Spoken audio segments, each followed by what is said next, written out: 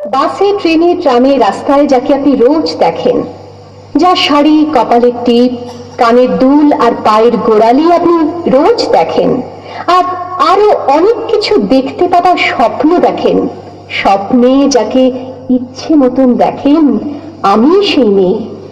বিহারের প্রত্যন্ত গ্রামে দিনের আলোয় যার ছায়া মারানো আপনার ধর্মে নিষিদ্ধ, আর রাতের গভীরে যাকে বস্তি থেকে তুলে আনতে পাইক দরকন্দাজ পাঠান আপনি, আর সুসজ্জিত বিছানায় যার জন্য অপেক্ষায় অধীর হয় আপনার রাজকীয় লাম্পট্য, আমি সেই মেয়ে।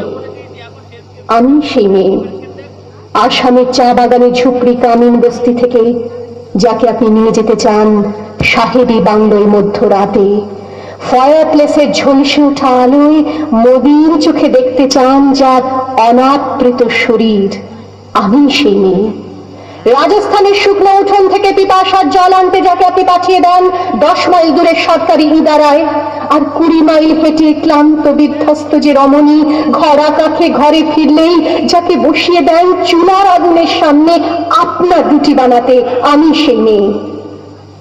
আমি সেই মেয়ে যাকে নিয়ে আপনি মগ্ন হতে চান গঙ্গার ধারে, কিংবা ভিক্টোরিয়ার সবুজে, কিংবা সিনেমা হলের নীল অন্ধকারে, যার চোখে আপনি এঁকে দিতে চান ঝুটো স্বপ্নের কাজল, আর ফুরিয়ে যাওয়া সিগারেটের প্যাকেটের মতো যাকে পথের দুপাশে ছুঁড়ে ফেলে আপনার ফুল সাজানো গাড়ি শুভ বিবাহ সুসম্পন্ন করতে ছুটে যায় শহরের পথে।